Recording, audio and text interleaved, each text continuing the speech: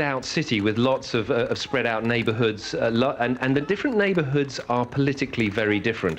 There are along the seafront, just close to where we were ambushed, very wealthy neighborhoods of large villas along the seaside. It's thought that they are pretty much still supporters of Colonel Gaddafi. Out to the east of the city, there are much poorer neighborhoods which are very pro the rebels. So, it is a very mixed picture. There clearly are large areas of Tripoli which are hardline supporters of Colonel Gaddafi, who have done very well out of the Gaddafi regime over the years, and they perhaps, will be putting up resistance. Most of the statistics and figures that have been put out by either side during this conflict have to be taken with a large pinch of salt. I think this is just a guessing game at the moment. Rupert, for the moment, thank you very much indeed. Rupert Wingfield-Hayes, just west of the capital there. Well, we're still waiting for David Cameron, the British Prime Minister there, who's cut short his holiday to attend a high-level meeting on Libya behind the doors there of Number 10. The three main world leaders who were involved in this operation when it kicked off 6 months ago have been talking, of course, over the past 12 hours. The French President, Nicolas Sarkozy, who spearheaded foreign support for the rebels, has urged Colonel Gaddafi to surrender. He's called on him to, quote, immediately order those of his forces that are still loyal to put down their arms.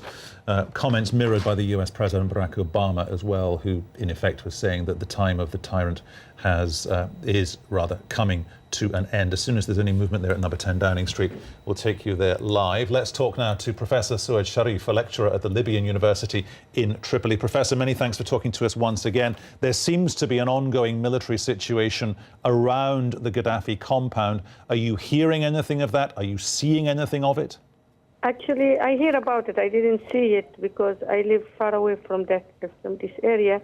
But I hear and I believe maybe Gaddafi is somewhere over there under the ground. And especially when lately I hear like there is a lot of military tanks and military machine over there. And this good sign that Gaddafi is there in this compound, still there. A good sign that Gaddafi is dead, is that what people are saying? Yes, because we need to catch him and bring him to justice. OK. If he was dead, why is the fighting still going on?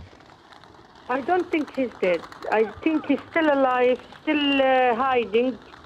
And that's why they try to find him, because if he's not alive, everything, like without Gaddafi, everything will be done now. Even his people who supporting him, they will be stopped supporting him. They try to escape, they try to give up. But since they have some way they communicate with him that he's still there and he's still alive. If he is still alive, pardon me for interrupting you, Professor, but if he is still alive, has the time now gone completely where you, your friends and other people in Tripoli would accept the idea of him being allowed to go to another country? I think this is very difficult, because from the suffering we get from him through all these years, make us, we don't want him to just go to another country and have no, even if he go to another country, he has to be in a country where he get to court and he get like international court, and they could bring him to justice, because what he did is a lot of crime in Libya, and it's not going to be complete victory if we didn't bring him to trial. Okay, you've had more than 40 years of being under the total control of the Gaddafi regime. If the rebels in effect win, can the rebels run the country? I think it's going to be, the rebels will not control the country. It's going to be immediately after everything settled down. It's going to be as we had it after the independence, in 1951. We're going to have democratic, we're going to have election. This is what I believe, because our people who's in military now try to bring the victory to Tripoli and to Libya in general. They are not kind of people they're looking for position to hold in the or to fight, like fighting between groups. They fight like as a one group. All of them, their goal to get rid from Gaddafi and bring him to justice. After that, things will go to normal, and I think we're going to have a model of democratic... Professor, I'm going to interrupt you there one more time, for which I again apologise, because David Cameron, the British Prime Minister there, at the podium on Downing Street. Is that the vast majority of Tripoli is now controlled by free Libyan forces, although fighting continues and some of it is extremely fierce. We have no confirmation of Gaddafi's whereabouts, but at least 2 of Gaddafi's sons have been detained. His regime is falling apart and is in full retreat. Gaddafi must stop fighting without conditions and clearly show that he has given up any claim to control Libya. As for his future, that should be a decision for Chairman Jalil and the new Libyan authorities. The situation in Tripoli is clearly very fluid, and there is absolutely no room for complacency. Our task now is to do all we can to support the will of the Libyan people, which is for an effective transition to a free, democratic and inclusive Libya. This will be, and must be, and should be, Libyan-led and a Libyan-owned process with broad international support coordinated by the United Nations. I'm in close contact with partners from NATO, the Arab League and Chairman Jalil himself.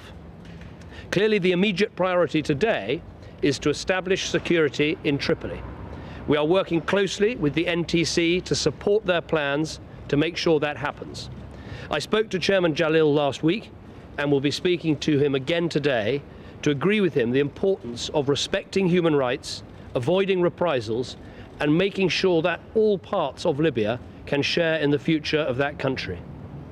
And the wider NATO mission, which is to protect civilians, that will continue for as long as it is needed. This morning, the National Security Council also discussed the work that needs to be done on medical supplies and humanitarian aid, on diplomatic efforts, and on our work at the UN Security Council. Let me say a word about each. First, on the need to support the medical facilities in Tripoli. We've already deployed medical supplies close to where they're needed and have now released them to the World Health Organization. In the coming days, it will be important to make sure that the communications networks, the electricity, the power supplies, fuel and water are maintained or repaired where they need to be. The National Transitional Council have been planning for this for months, and we have been helping with that work. Diplomatically, we have a strong mission already in Benghazi, consisting of Foreign Office, military and aid specialists, and we will establish a British diplomatic presence in Tripoli as soon as it is safe to do so. This will include stabilisation experts who've been planning for this moment with the NTC for months. At the United Nations, we will also be taking early action in the Security Council to give the new Libyan authorities the legal, diplomatic, political and financial support they require. We will soon be able to release the frozen assets that belong to the Libyan people. The Foreign Secretary is returning to the UK, and with the Deputy Prime Minister, the Defence Secretary and the Development Secretary, they will coordinate our efforts with the NTC in the weeks ahead. 6 months ago, this country took the difficult decision to commit our military to support the people of Libya. I said at the time that the action was necessary, legal and right, and I believe that even more strongly today. It was necessary because Gaddafi was going to slaughter his own people, and that massacre of innocent people was prevented. It was legal because we secured a resolution from the United Nations, and we have been acting in accordance with that resolution ever since. And it was right because the Libyan people deserve to shape their own future, just as the people of Egypt and Tunisia are now doing. I would like to take this opportunity to thank the many British pilots, air staff, ground crew and everyone who has worked so hard to support the NATO mission and the work of the NTC. Our forces, as ever, showed incredible bravery, great professionalism and dedication. This has not been our revolution, but we can be proud that we have played our part. There will undoubtedly be difficult days ahead. No transition is ever smooth or easy. But today, the Arab Spring is a step further away from oppression and dictatorship and a step closer to freedom and democracy. And the Libyan people are closer to their dream of a better future, free from the terror of Gaddafi. Thank you. Happy to take some questions. Sky News. Prime Minister John Craig from Sky News. You've always said throughout this 6 months that Gaddafi must go.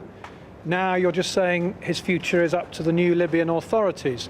Now, the question is, go where? A few weeks ago, Mr Hague seemed to change the British government's position from he must leave Libya to perhaps he could stay in Libya. Now, accepting what you've said about it's up to the Libyans, but what is your position about what should happen to Gaddafi? Should he leave Libya? Should he be put on trial in Libya? What are you advocating? I would like to see Colonel Gaddafi face justice for his crimes. He has committed appalling crimes against his own people. But Libya is a sovereign country. It is a matter for the new authorities in Libya to do what they believe is right with Gaddafi. First, obviously, they have to find him. We don't know where Gaddafi is. We don't know whether he's still in Libya. And clearly this is going to be some time before we are fully aware of that.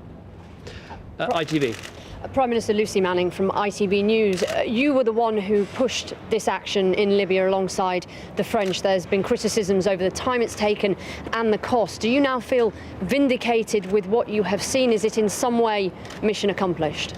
No, it's clearly there's no complacency. There is still a huge amount to do, but I think what we see today is that people in Libya are a step closer to their dream of determining their own future and a future without Gaddafi. The role that Britain played with France, with America, with many Arab countries as well, was to put forward a UN Security Council resolution that meant we could protect civilians, and we made very clear at the same time that we did not see how Gaddafi could play a future part in the government of a country where he was trying to kill his own civilians. Now, there's still much more to be done. It is still a difficult situation in Tripoli, but clearly a huge amount has changed over the last few days that I think gives people confidence that the people of Libya are closer to what they want. And remember, this is about them. This is not about us. This is about a country in North Africa that wants to have a future of freedom and democracy, that wants to be part of the Arab Spring. We've helped to make that happen. We shouldn't overstate what we've done, but I think we can be proud of the role that we've played. Prime Minister Robin Brandt from BBC News. You've said this is not our revolution, but nonetheless it almost certainly would not have happened without the intervention of UK government, France, the US and NATO. Is it likely to happen again? Is this the end for the Libyan revolution today? And do you see this as a model for the future intervention under the NATO flag? Well, we have tried to learn the lessons of the past in terms of how to do things legally through the United Nations without having ground troops, without having occupying forces. We've tried to help the Libyan people in a different way.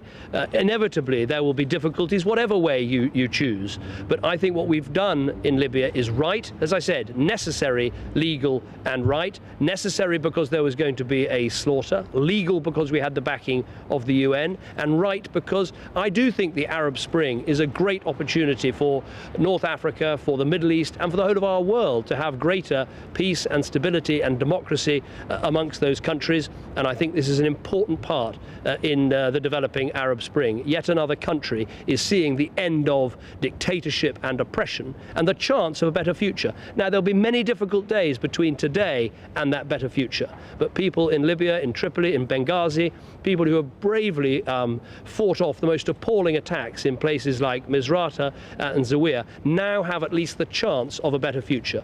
Britain has played its role in that. I think we can be proud of that role, but there's an enormous amount of work still to be done. Thank you very much.